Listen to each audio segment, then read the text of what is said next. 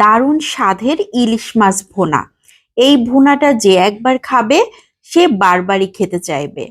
প্রথমে একটা রান্নার প্যান নিয়ে নিয়েছি, সেখানে আধা কাপ পেঁয়াজ কুচি, 7-8টার মতো কাঁচামরিচ ফালি করে দিয়েছি, আধা চা চামচ লবণ, কোয়াটার চা চামচ হলুদ গুঁড়ো দিয়ে খুব ভালো করে চটকে চটকে মাখিয়ে নিচ্ছি।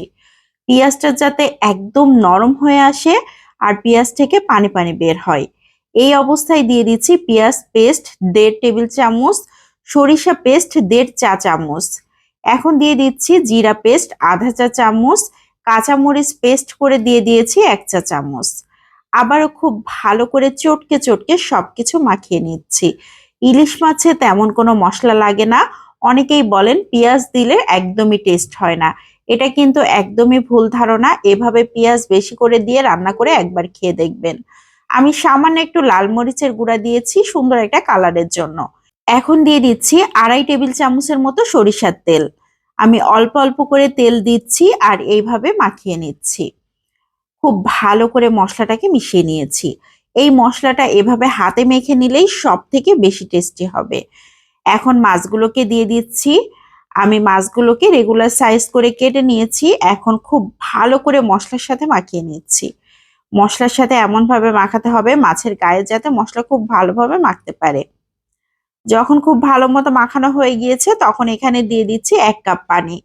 এই মাছ রান্না করতে খুব বেশি পানি লাগবে না, 1 কাপ পানিতেই খুব সুন্দর মতো রান্না হয়ে যাবে। খুব ভালো করে সবকিছু মিশিয়ে নিয়ে এখন ঢাকনা দিয়ে ঢেকে রান্না করে নিব 6 থেকে 7 মিনিট। এরই মধ্যে খুবই সুন্দর একটা বলক চলে এসেছে। এখন আবারও নেড়েচেড়ে সবকিছু উল্টে পাল্টে দিচ্ছি। এ পর্যায়ে আর ঢাকনা দিয়ে ঢাকার প্রয়োজন হবে না।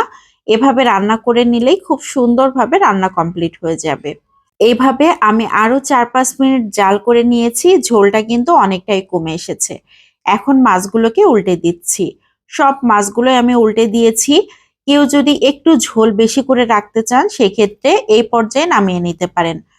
আরো 2টা কাঁচামরিচ ফালি করে তারপর দিয়ে দিলাম যাতে খুব সুন্দর একটা সেন্ট আসে।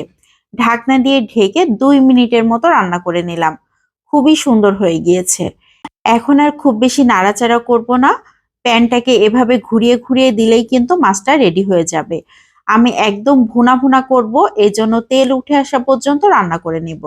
মাছ রান্নাটা দেখেন, মাশাআল্লাহ কত সুন্দর হয়ে গিয়েছে।